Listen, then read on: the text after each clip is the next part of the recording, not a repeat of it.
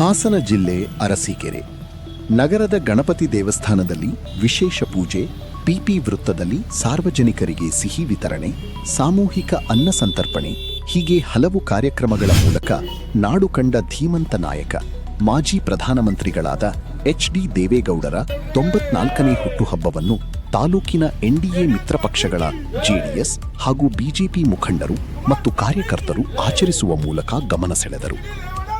DCC ಬ್ಯಾಂಕ್ನ ನಿರ್ದೇಶಕ ಗಂಗಾಧರ್ ಮಾತನಾಡಿ, ಈ ನಾಡು ಹಾಗೂ ದೇಶ ಕಂಡ ಅಪ್ರತಿಮ ರಾಜಕಾರಣಿ ದೇವೇಗೌಡರು ದೇಶದ ರಾಜಕಾರಣದಲ್ಲಿ ಸದಾ ಮಿನುಗುವ ಧ್ರುವತಾರೆ ಇದ್ದಂತೆ. ಇಂತಹ ಮಹಾನ್ ನೇತಾರ ನಮ್ಮ ಹಾಸನ ಜಿಲ್ಲೆಯವರು ಎಂಬುದು ನಮ್ಮೆಲ್ಲರ ಹೆಮ್ಮೆ.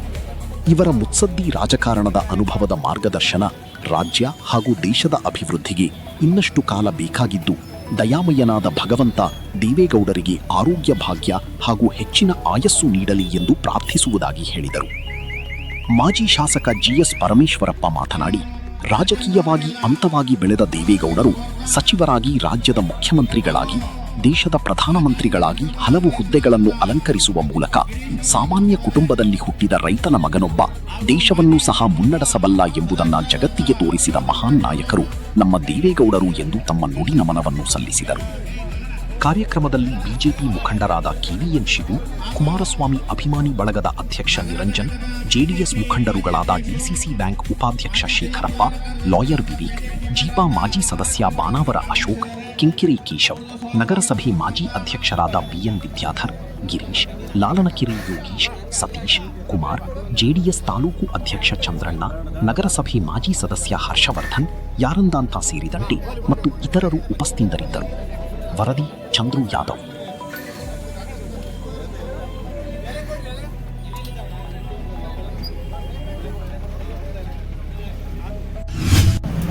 ಹಾಗೂ ಹಾಸನ ಜಿಲ್ಲೆಯ ರೈತರ ಮಣ್ಣಿನ ಮಗನಾದ ಸನ್ಮಾನ್ಯ ದೇವೇಗೌಡರವರಿಗೆ ಹುಟ್ಟುಹಬ್ಬದ ಶುಭಾಶಯವನ್ನು ತಿಳಿಸ್ತಾ, ಈ ಒಂದು ಕಾರ್ಯಕ್ರಮಕ್ಕೆ ಆಗಮಿಸಿರತಕ್ಕಂತಹ ಎನ್ಡಿಎ ಎಲ್ಲ ಮಿತ್ರರಿಗೂ ಹಾಗೂ ಎರಡೂ ಪಕ್ಷದ ಎಲ್ಲ ಕಾರ್ಯಕರ್ತರಿಗೂ ಅಭಿನಂದನೆಯನ್ನು ಸಲ್ಲಿಸ್ತಾ, ಇವತ್ತು ಏನು ಮಾಜಿ ಪ್ರಧಾನಮಂತ್ರಿಗಳಾದಂಥ ಸನ್ಮಾನ್ಯ ದೇವೇಗೌಡರು ಕೆಂಪುಕೋಟೆಯಲ್ಲಿ ತ್ರಿವರ್ಣ ಧ್ವಜವನ್ನು ಹಾರಿಸಿರ್ತಕ್ಕಂತಹ ಯಾವುದಾದ್ರೂ ಒಬ್ಬ ಪ್ರಧಾನಮಂತ್ರಿ ಇದ್ರೆ ಕರ್ನಾಟಕದ ಅದು ಮಾಜಿ ಪ್ರಧಾನಮಂತ್ರಿ ದೇವೇಗೌಡರು ಅಂತ ಹೇಳಲಿಕ್ಕೆ ಹೆಮ್ಮೆಯಿಂದ ಹೇಳಲಿಕ್ಕೆ ಬಯಸ್ತಾ, ಹಾಗೆಯೇ ಅವರು ಪ್ರಧಾನಿ ಆದಂತಹ ದಿನದಲ್ಲಿ ಮೊದಲನೇ ಬಾರಿಗೆ ರೈತರಿಗೆ ಗೊಬ್ಬರದ ಸಬ್ಸಿಡಿಯನ್ನ ಕೊಡ್ತಕ್ಕಂಥ ಕೆಲಸವನ್ನ ಮಾಡಿರ್ತಕ್ಕಂಥ ಯಾವ್ದಾದ್ರು ಒಬ್ಬ ಪ್ರಧಾನಮಂತ್ರಿ ಇದ್ರೆ ಅದು ಸನ್ಮಾನ್ಯ ದೇವೇಗೌಡರು ಅಂತ ಹೇಳಲಿಕ್ಕೆ ಬಯಸ್ತಾ, ಹಾಗೆಯೇ ಏನು ಹಿಂದುಳಿದ ವರ್ಗ, ಹಾಗೆಯೇ ಮಹಿಳೆಯರಿಗೆ ಸ್ಥಳೀಯ ಸಂಸ್ಥೆಗಳಲ್ಲಿ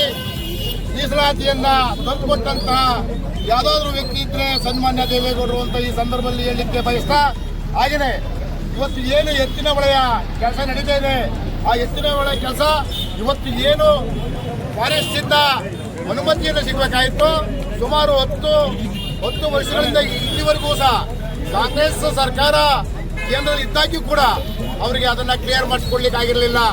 ಇವತ್ತು ಅದನ್ನ ದೇವೇಗೌಡರು ಸಂಸತ್ತಿನಲ್ಲಿ ಮಾತಾಡ್ಲಿಕ್ಕೋಸ್ಕರ ಹಾಗೂ ಫೈಲನ್ನು ಅವರೇ ತೆಗೆದುಕೊಂಡೋಗಿ ಪಾರ್ಟಿ ಆಫೀಸಲ್ಲಿ ಕ್ಲಿಯರೆನ್ಸ್ ಕೊಟ್ಟ ಮೇಲೆ ಇವತ್ತು ಕೆಲಸ ಪ್ರಾರಂಭವಾಗಿದೆ. ಅದನ್ನ ವಿರೋಧಿಗಳು ಅದನ್ನು ತಿಳ್ಕೋಬೇಕು. ದೇವೇಗೌಡರಿಗೆ ಅವರು ಮೊದಲು ಕೃತಜ್ಞತೆಯನ್ನು ಸಲ್ಲಿಸಬೇಕು. ಅವರು ಪಕ್ಷಾತೀತವಾಗಿ ನಮ್ಮ ರೈತರಿಗೆ ಒಳ್ಳೆದಾಲಿನ ಒಂದು ಭಾವನೆಯನ್ನ ಇಟ್ಕೊಂಡು ಈ ಕೆಲಸ ಮಾಡಿದ್ರು ಹೊರತು ಯಾವುದೇ ಎಲ್ಲ ಪಕ್ಷದಲ್ಲೂ ರೈತರಿದ್ದಾರೆ. ಹಾಗಾಗಿ ಇವತ್ತು ಏನು ದೇವೇಗೌಡರಂತಹ ಒಬ್ಬ ವ್ಯಕ್ತಿ ಕರ್ನಾಟಕ ರಾಜ್ಯದಿಂದ ಪ್ರಧಾನಮಂತ್ರಿಯಾಗಿ ಆಯ್ಕೆಯಾದ ಸಂದರ್ಭದಲ್ಲಿ ಅವರು ಮಾಡಿರ್ತಕ್ಕಂಥ ಅನೇಕ ಕರ್ನಾಟಕ ಕೆಲಸಗಳು ಬಹಳ ಇದ್ದಾವೆ. ಹಾಗೆಯೇ ಅವರ ಮಾರ್ಗದರ್ಶನ, ಅವರ ಇನ್ನೂ ಅನೇಕ ಕೆಲಸಗಳನ್ನ ಮಾಡಬೇಕಾಗಿದೆ. ಅವರು ಇವತ್ತು 25 ವರ್ಷದ ಸಂಸದರು ಕೂಡ ಇವತ್ತು ಸಂಸತ್ತಿನಲ್ಲಿ ಅವರ ರೀತಿ ಮಾತಾಡಲಿಕ್ಕೆ ಆಗ್ತಾ ಇಲ್ಲ.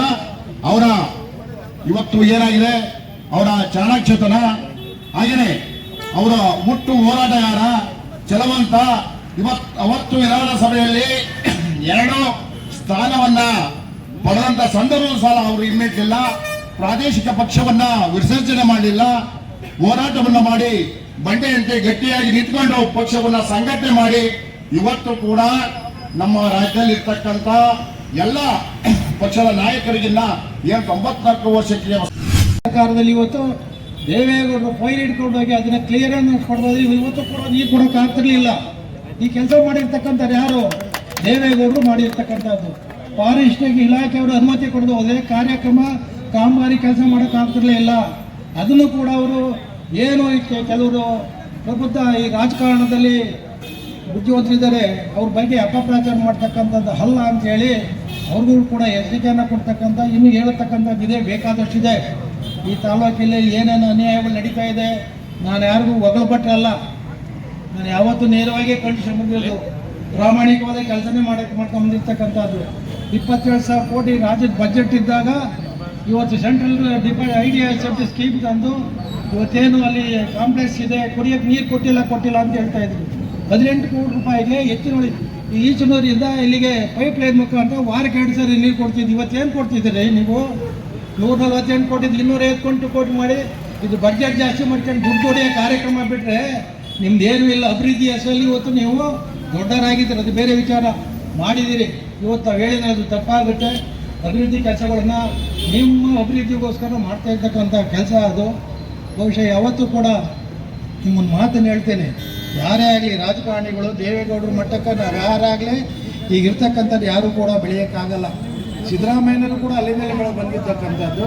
ಇನ್ನು ಕೆಲವಾರು ನಾವು ಇವತ್ತೇನು ಸಣ್ಣ ಪುಟ್ಟ ಈ ರಾಜಕೀಯ ಕ್ಷೇತ್ರದಲ್ಲಿ ಅವರೆಲ್ಲ ಅವ್ರ ಬಗ್ಗೆ ಮಾತಾಡಕ್ಕೆ ಹೋಗ್ಬಾರ್ದು. ಆದರೆ ಯಾರು ಕಷ್ಟಕಾಲದಲ್ಲಿ ಆಗಿರ್ತಾರೆ ಕುಮಾರಣ್ಣವರು ನಾಯಕತ್ವದಲ್ಲಿ ಈ ರಾಜ್ಯದ ಅಭಿವೃದ್ಧಿ ಆಗೋದಕ್ಕೆ, ಯಾಕಂದರೆ ಜಾತಿ ಮೇಲೆ ಕುಮಾರಣ್ಣ ಈ ದೇಶ ಕಂಡಂಥ ಮೊದಲ ಕನ್ನಡಿಗ ಮಾಜಿ ಪ್ರಧಾನಿ ದೇವೇಗೌಡರ 94ನೇ ಹುಟ್ಟು ಹಬ್ಬದ ಸಂದರ್ಭದಲ್ಲಿ ಅವರಿಗೆ ನಾನು ಶುಭಾಶಯಗಳನ್ನ ಹೇಳಲಿಕ್ಕೆ ಬಯಸ್ತೇನೆ. ಏನು ಈ ಇಳಿ ವಯಸ್ಸಿನಲ್ಲೂ ಕೂಡ ನಾವೆಲ್ಲ ಗಮನಿಸಿದ್ದೇವೆ, ಕಳೆದ 2-3 ತಿಂಗಳಿಂದ ರಾಜ್ಯಸಭೆಯಲ್ಲಿ ನೀರಾವರಿಗೋಸ್ಕರ ಎತ್ತಿನೊಳೆ ಸೇರಿದಂತೆ ಎಲ್ಲ ಯೋಜನೆಗಳನ್ನು ಪೂರ್ಣಗೊಳಿಸಿ ಕರ್ನಾಟಕವನ್ನು ಉಳಿಸಿ ಅಂತ ಅವರು ಕಣ್ಣೀರು ಹಾಕಿದ್ದನ್ನು ಇಡೀ ದೇಶ ಕಂಡಿದೆ. ಈ ವಯಸ್ಸಿನಲ್ಲೂ ಕೂಡ ಕರ್ನಾಟಕದ ಬಗ್ಗೆ ಅವ್ರಿಗಿರ್ತಕ್ಕಂಥ ಚಿಂತನೆಯನ್ನು ನಾವು ಕೂಡ ಮೈಗೂಡಿಸ್ಕೋಬೇಕಾಗಿದೆ. ನಾವು ದೇವೇಗೌಡರನ್ನ ಶತಾಯುಷಿಗಳಾಗಿ ನೋಡಬೇಕು. ನಮ್ಮಂಥ ಸಣ್ಣ ಪುಟ್ಟ ಕಾರ್ಯಕರ್ತರಿಗೆ ಅವ್ರ ಮಾರ್ಗದರ್ಶನ ಇನ್ನೂ ಕೂಡ ಬಹಳಷ್ಟು ಅವಶ್ಯಕತೆ ಇದೆ. ಹಾಗಾಗಿ ದೇವೇಗೌಡರು ನಮ್ಮ ಜೊತೆ ಇನ್ನೂ 1-2-3 ದಶಕಗಳ ಕಾಲ ಬಾಳಿ ನಮಗೆ ಮಾರ್ಗದರ್ಶನವನ್ನು ನೀಡ್ತಾರೆ. ಅವರಿಗೆ ಹುಟ್ಟುಹಬ್ಬದ ದಿನ ನಾವು ಒಳ್ಳೆಯದಾಗಲಿ ಅಂತೇಳಿ ಭಗವಂತನಲ್ಲಿ ಈ ತಾಲೂಕಿನ ಜೇನುಕಲಸಿದ್ದೇಶ್ವರ ಸ್ವಾಮಿಯವರ ಮೇಲೆ ಕೇಳ್ಕೊಳ್ತೇವೆ. ಕರ್ನಾಟಕದ ಮಣ್ಣಿನ ಮಗ, ನಾವು ನೀವೆಲ್ಲ ಕಂಡಂತಹ ಮಹಾನ್ ವ್ಯಕ್ತಿ, ಈ ಭಾರತದ ಮಾಜಿ ಪ್ರಧಾನಮಂತ್ರಿಗಳಾದಂತಹ ಸನ್ಮಾನ್ಯ HD ದೇವೇಗೌಡರ 94ನೇ ವರ್ಷದ ಹುಟ್ಟುಹಬ್ಬವನ್ನ ನಾವು ಅತ್ಯಂತ ಸಂತಸದಿಂದ ಸಡಗರದಿಂದ ಆಚರಿಸ್ತಾ ಇದ್ದೀವಿ. ಯಾಕೆ ಅಂದ್ರೆ ಅವರು ಇಡೀ ದೇಶಕ್ಕೆ ಕೊಟ್ಟಂತ ಕೊಡುಗೆ ತುಂಬಾ ಅಪಾರವಾಗಿದೆ. ಈಗ ನಾನೊಬ್ಬ ST ಸಮಾಜ ಇರ್ಬೋದು, ಈ ST ಸಮಾಜಕ್ಕೆ ಮೂಲ ಕೊಡುಗೆಯನ್ನ ಕೊಟ್ಟಂತಹ ಮಹಾನ್ ವ್ಯಕ್ತಿ ಅಂದ್ರೆ ಸನ್ಮಾನ್ಯ HD ದೇವೇಗೌಡರು ಅಂತಾನೆ ಹೇಳ್ಬೇಕು. ಬರೀ ಎಲ್ಲದಾಗ್ಲಿ ರೈತರ ಕಷ್ಟ ಸುಖಗಳನ್ನ ಅರಿತು ಅವರ ಸಾಲ ಮನ್ನಾವನ್ನ ಮಾಡುವಂತಹ ಒಂದು ನಿಷ್ಠೆಯನ್ನ, ರೈತರ ಪರವಾಗಿ ನಿಲ್ಲುವಂತ ಯಾರಾದ್ರೂ ಇದ್ರೆ ಸನ್ಮಾನ್ಯ ದೇವೇಗೌಡರು. ಭಗವಂತ ಅವರಿಗೆ ಇನ್ನು ಹೆಚ್ಚಿನ ಆರೋಗ್ಯ ಕೊಟ್ಟು ಇನ್ನು ಮುಂದಿನ ದಿನಗಳಲ್ಲಿ ಏನು ನಮ್ಮ ಸರ್ಕಾರ NDA ಸರ್ಕಾರ ಬರುತ್ತಲ್ಲ ಅದನ್ನ ಅವರು ಸಂತೋಷದಿಂದ ನೋಡುವಂತ ಸಮಯ ಆದಷ್ಟು ಬೇಗ ಬರಲಿ ಅಂತ ಆ ಭಗವಂತನಲ್ಲಿ ಪ್ರಾರ್ಥನೆ ಮಾಡ್ತಾ ಅವರಿಗೆ ಒಳ್ಳೇದಾಗ್ಲಿ, ಅವ್ರು ಅನ್ಕೊಂಡಿರೋದೆಲ್ಲ ನೆರವೇರ್ಲಿ ಅಂತ ನಮ್ಮೆಲ್ಲ ಅರಸೀಕೆರೆ ತಾಲೂಕಿನ ಪರವಾಗಿ ನಾನು ಕೇಳ್ತಾ ಇದ್ದೀನಿ. ಜೈ ಹಿಂದ್. 94ನೇ ವರ್ಷದ ಹುಟ್ಟುಹಬ್ಬವನ್ನು ಇವತ್ತು ಅರಸೀಕೆರೆ ನಗರದಲ್ಲಿ ವಿಜೃಂಭಣೆಯಿಂದ ಆಚರಿಸ್ತಾ ಇದ್ದೀವಿ. ಏನು ದೇವೇಗೌಡರ ಏನು ಕೊಡುಗೆ ಹಾಗೂ ಇಲ್ಲಿ NDA ಕಾರ್ಯಕರ್ತರು ಹಾಗೂ JDS ಕಾರ್ಯಕರ್ತರು ಎಲ್ಲರೂ ಇದ್ದೀರಾ. ದೇವೇಗೌಡರ ಕಾರ್ಯಕ್ರಮ ಅನೇಕ ಕೊಡುಗೆಗಳನ್ನು ನಮ್ಮ ಕರ್ನಾಟಕಕ್ಕೆ, ರಾಜ್ಯಕ್ಕೆ, ದೇಶಕ್ಕೆ ನೀಡಿದ್ದಾರೆ. ಅವರು ನೀಡಿದಂಥ ಕೊಡುಗೆಗಳು ಹಿಂದುಳಿದ ವರ್ಗಕ್ಕೆ ಸಾಕಷ್ಟು ಅವರು BCMA ಮಂಡಲ್ ವರದಿ ಆಯೋಗ ತಂದಂಥವರು, BCMA ವರದಿನ ತಂದಂಥವರು A ಕ್ಯಾಟಗರಿಯಲ್ಲಿ ಹಿಂದುಳಿದವರಿಗೆ ಸಾಕಷ್ಟು ಕೊಡುಗೆ. ಅವರು ಮುಂದುವರೆದ ಜಾತಿಯಲ್ಲಿ ಹುಟ್ಟಿದ್ರು ಸಹ ಹಿಂದುಳಿದ ವರ್ಗಕ್ಕೆ ಏನಾದ್ರು ಕೊಡುಗೆ ನೀಡಿದ್ದಾರೆ ಅಂದರೆ ಅವರು ಶೋಷಿತ ವರ್ಗದ ನಾಯಕರು ಅಂತ ಹೇಳಿರೋ ತಪ್ಪಾಗಲ್ಲ. ಒಳ ಮೀಸಲಾತಿಯನ್ನು ಅವರು ಮಾಡಿದ್ದಾರೆ. ಇನ್ನು ಅನೇಕ ಮುಸ್ಲಿಮರಿಗೆ 4% ಏನಾದ್ರು ಕೊಟ್ಟಿದ್ರೆ ದೇವೇಗೌಡರು ಸಹ ಆ ಮುಸ್ಲಿಂ ಸಮಾಜದವ್ರು ಮರೆಯಬಾರದು. ಅದೇ ರೀತಿ ಇನ್ನು ಅನೇಕ ಎಸ್ ಟಿ ಸಮುದಾಯಕ್ಕೆ ಚಂದ್ರಶೇಖರ್ ಪ್ರಧಾನಿ ಆದಾಗ ಅವರಿಗೂ ಕೂಡ ಅನೇಕ ಸೌಲಭ್ಯ ಒದಗಿಸಿದ್ದಾರೆ. ಸಾಕಷ್ಟು ಕರ್ನಾಟಕಕ್ಕೆ ಏನಾದ್ರು ಕೊಡುಗೆ ಜಾಸ್ತಿ ಆಗಿದೆ ಅಂದರೆ ದೇವೇಗೌಡರ ಸಾಹೇಬರಿಂದ ಅಂತ ಹೇಳ್ತಾ, ಇನ್ನು ಅವರ ಕುಟುಂಬಕ್ಕೆ ದೇವರು ಆಯುಷ ಆರೋಗ್ಯ ಎಲ್ಲ ಇನ್ನು 94 ಇನ್ನು 100 ಶತಾಯುಷಗಳು ಬಾಳಲಿ ಅಂತ ಜಯಂಕಲ್ ಸಿದ್ದೇಶ್ವರಲ್ಲಿ ಬೇಡ್ತಾ, ಇನ್ನೂ ಅವರ ಈ ರಾಜ್ಯಕ್ಕೆ ಇನ್ನೂ ಕೊಡುಗೆ ಅವರು ನಿರೀಕ್ಷೆ ಮಾಡ್ತಾ ಅವರಿಗೆ ದೇವರ ಆರೋಗ್ಯ ಕೊಡಲಿ ಅಂತ ಹೇಳ್ತಾ ನನಗೆ 2 ಮಾತನಾಡೋ ಅವಕಾಶ ಕೊಟ್ಟಂತ ಎಲ್ಲರಿಗೂ ಕಾರ್ಯಕರ್ತರು ಮತ್ತು ಮುಖಂಡರಲ್ಲಿ ಮನವಿ ಮಾಡ್ತಾ, ಈ ದಿನ 94ನೇ ವರ್ಷದ ಶ್ರೀ ದೇವೇಗೌಡ ಅಪ್ಪಾಜಿಯವರ ಹುಟ್ಟುಹಬ್ಬದ ಶುಭಾಶಯವನ್ನು ಕೋರಲಿಕ್ಕೆ ಎಲ್ಲ NDM ಕಾರ್ಯಕರ್ತರು ಮತ್ತು ಮುಖಂಡರು ಸೇರಿ ಈ ದೇಶದಲ್ಲಿ ಮೊಟ್ಟ ಮೊದಲನೇ ಬಾರಿಗೆ ಒಬ್ಬ ಸಾಮಾನ್ಯ ರೈತನ ಮಗ ಅತಿ ಹೆಚ್ಚು ಹುದ್ದೆಯನ್ನು ಹೊಂದುತ್ತಾರೆ ಅಂತ ಅಂದರೆ ಅದು ಶ್ರೀ ದೇವೇಗೌಡ ಅಪ್ಪಾಜಿಯಿಂದ ಕೇಳ್ಕೊಳ್ಳೋ ಅಂಥದ್ದು. ಅವರು ದೇವೇಗೌಡ ಅಪ್ಪಾಜಿಯವರು ಒಬ್ಬರು ವ್ಯಕ್ತಿ ಅಲ್ಲ, ಒಂದು ಎಂಥ ಪೂರ ರಾಜಕೀಯ ರಣರಂಗಕ್ಕೆ ಒಬ್ಬರು ಶಕ್ತಿ ಅಂತ ಹೇಳಿ ನಾನು ಈ ಮಾತುಗಳನ್ನು ಮುಗಿಸ್ತೇನೆ. 94ನೇ ವರ್ಷದ ಈ ಒಂದು ಜನ್ಮ ದಿನಾಚರಣೆ ಸಂದರ್ಭದಲ್ಲಿ ಅರಸೀಕೆರೆ ತಾಲೂಕಿನ JDSನ ಮುಖಂಡರೇ ಮತ್ತು ಬಿಜೆಪಿ ಮುಖಂಡರುಗಳು ಮತ್ತು ನಮ್ಮ ಮಾಜಿ ಶಾಸಕರಾದ ಪರಮೇಶ್ವರನವರ ನೇತೃತ್ವದಲ್ಲಿ ಇವತ್ತೇನು ದೇವೇಗೌಡರ ಜನ್ಮದಿನವನ್ನು ಆಚರಿಸ್ತಾ ಇದ್ದೀವಿ. ಬಹುಶಃ ಉತ್ತರ ಭಾರತದವರೇ ಪ್ರಧಾನಮಂತ್ರಿಗಳು ಆಗ್ತಾ ಇದ್ದ ಕಾಲದಲ್ಲಿ ಈ ಒಂದು ದಕ್ಷಿಣ ಭಾರತದಿಂದ ಸನ್ಮಾನ್ಯ ದೇವೇಗೌಡರು ಕೆಂಪು ಕೋಟೆಯಲ್ಲಿ ತ್ರಿವರ್ಣ ಧ್ವಜವನ್ನು ಆರಿಸುವ ಮುಖಾಂತರ ಅದರಲ್ಲೂ ಕೂಡ ಕರ್ನಾಟಕ ರಾಜ್ಯಕ್ಕೆ ಹಾಸನ ಜಿಲ್ಲೆಗೆ ಕೀರ್ತಿಯನ್ನ ತಂದಂತವರು ಸನ್ಮಾನ್ಯ ದೇವೇಗೌಡರು. ಬಹುಶಃ ಸ್ವತಂತ್ರ ಬಂದು 80 ವರ್ಷ ಹತ್ರ ಬಂತು. ಇನ್ನು 100 ವರ್ಷಗಳಲ್ಲೂ ಕೂಡ ದಕ್ಷಿಣ ಭಾರತದವರು ಯಾರೂ ಕೂಡ ಪ್ರಧಾನಮಂತ್ರಿಗಳಾಗ್ಲಿಕ್ಕೆ ಇರುವಂತ ವಾತಾವರಣ ಸದ್ಯಕ್ಕೆ ಇಲ್ಲ. ಅಂತದ್ರಲ್ಲಿ ನಮ್ಮ ದೇವೇಗೌಡರು ಈ ಒಂದು ಜಿಲ್ಲೆಯಲ್ಲಿ ಹುಟ್ಟಿ ಒಬ್ಬ ಸಾಮಾನ್ಯ ರೈತನ ಮಗನಾಗಿ ಕೆಂಪು ಕೋಟೆಯಲ್ಲಿ ತ್ರಿವರ್ಣ ಧ್ವಜವನ್ನು ಆರಿಸಿದ್ರೆ ಅದು ಬಹುಶಃ ಸಾಮಾನ್ಯವಾದಂತ ಸಂಗತಿ ಅಲ್ಲ. ಪ್ರಾದೇಶಿಕ ಪಕ್ಷವನ್ನು ಕಟ್ಟಿ ಈ ರಾಜ್ಯದಲ್ಲಿ ಸ್ವತಂತ್ರವಾಗಿ ಮುಖ್ಯಮಂತ್ರಿ ಆದಂತವರು ನಮ್ಮ ದೇವೇಗೌಡರು. ಆ ನಿಟ್ಟಿನಲ್ಲಿ ನಮ್ಮ ಕುಮಾರಣ್ಣರು ಕೂಡ ಬಹಳಷ್ಟು ಯೋಜನೆಗಳನ್ನ ಈ ರಾಜ್ಯದ ರೈತರಿಗೆ, ಈ ರಾಜ್ಯದ ಅಬಲೆಯರಿಗೆ, ಬಹಳಷ್ಟು ಜನರಿಗೆ ಕುಮಾರಣ್ಣವರು ಬಹಳಷ್ಟು ಯೋಜನೆಗಳನ್ನ ಕೊಟ್ಟಿದ್ರು. ಏನು ನಮ್ಮ ಹೋದ ಬಾರಿ ನನಗೆ ಅಧಿಕಾರವನ್ನು ಕೊಡಿ ಪಂಚರತ್ನ ಯೋಜನೆ ಬಹಳ ಚೆನ್ನಾಗಿ ಮಾಡಿದ್ರು. 5 ಯೋಜನೆ ಕೊಡ್ತೀನಿ. ಈ ರಾಜ್ಯದಲ್ಲಿ ಅಂತಲ್ಲ, ಯಾವುದೇ ರಾಜ್ಯದಲ್ಲಾದ್ರೂ ಶಿಕ್ಷಣ ಮತ್ತೆ ಹೆಲ್ತ್ ಇವೆರಡನ್ನ ಯಾರೇ ಆದ್ರೂ ಉಚಿತವಾಗಿ ಕೊಟ್ಟರೆ ಮಾತ್ರ ಬಡವರು ಸ್ವಲ್ಪ ಮೇಲ್ ಬರ್ಲಿಕ್ಕೆ ಸಾಧ್ಯ. ಅಂತ ಒಂದು ಕಾರ್ಯಕ್ರಮ ನಮ್ಮ ಕುಮಾರಣ್ಣರು ಹಾಕೊಂಡು ಉಚಿತ ಶಿಕ್ಷಣ, ಉಚಿತ ಮತ್ತು ವೈದ್ಯಕೀಯವನ್ನು ಕೊಡ್ತೀನಿ ಅನ್ನೂ ಕೂಡ ನಮಗೆ ಅಧಿಕಾರ ಸಿಗಲಿಲ್ಲ. ಮುಂದಿನ ದಿನಗಳಲ್ಲಿ ಬಿಜೆಪಿಯ ಜೊತೆಗೂಡಿ ಕುಮಾರ ಹಾಗೂ NDA ಕಾರ್ಯಕರ್ತರು ಸೇರಿ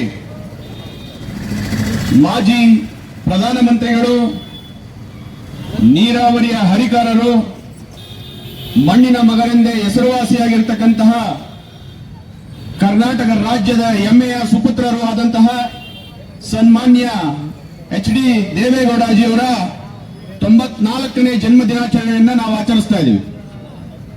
ಬಂಧುಗಳೇ, ಅವರ ಒಂದು ಸ್ವಂತ ಬಲದ ಮೇಲೆ, ಯಾವುದೇ ಪಕ್ಷದ ಬೆಂಬಲವಿಲ್ಲದೆ ಸ್ವಂತ ಪಕ್ಷವನ್ನ ಕಟ್ಟಿ ಪ್ರಾದೇಶಿಕ ಪಕ್ಷವನ್ನ ಕರ್ನಾಟಕ ರಾಜ್ಯದಲ್ಲಿ ಅಧಿಕಾರಕ್ಕೆ ತಂದು ಬಡವರಿಗೆ, ದೀನ ದಲಿತರಿಗೆ, ಮುಖಂಡರಿಗೆ, ಎಲ್ಲ ವರ್ಗದ ಜನರಿಗೆ ಸರ್ವರಿಗೂ ಸಮಬಾಳು, ಸರ್ವರಿಗೂ ಸಮಪಾಲು ಅಂತ ಹೇಳಿ ಅವರದೇ ಆದಂತಹ ಚಾಪಿನಲ್ಲಿ ತನ್ನದೇ ಆದಂತಹ ಒಡನಾಟವನ್ನಿಟ್ಟುಕೊಂಡು ಎಲ್ಲ ಸಮುದಾಯಗಳನ್ನ ಒಗ್ಗೂಡಿಸಿಕೊಂಡು ಹಿರಿಯರು, ಯಾರೇ ವಯಸ್ಸಾದಂತಹ ವ್ಯಕ್ತಿಗಳು ಅವರಿಗೆ ಯಾವುದೇ ತರಹದ ಸ್ವತಂತ್ರ ಇಲ್ಲದೆ ಇರತಕ್ಕಂಥ ಸಂದರ್ಭದಲ್ಲಿ, ಅವರು ಯಾವ ರೀತಿಯ ಆದಾಯವನ್ನ ಪಡೆದಿರತಕ್ಕಂಥ ಸಂದರ್ಭದಲ್ಲಿ ಅವರಿಗೆಲ್ಲರಿಗೂ ಸಹ ತನ್ನದೇ ಆದಂತಹ ಸಹಾಯದ ರೂಪದಲ್ಲಿ ಅವರು ಎಲ್ಲ ಜಾತಿ ವರ್ಗಗಳನ್ನ ಒಗ್ಗೂಡಿಸಿಕೊಂಡು ಎಲ್ಲರಿಗೂ ಸಹ ಅವರ ಒಂದು ಆಶಾಕಿರಣವಾಗಿ ಬೆಳೆದು ನಿಂತಿದ್ದಾರೆ.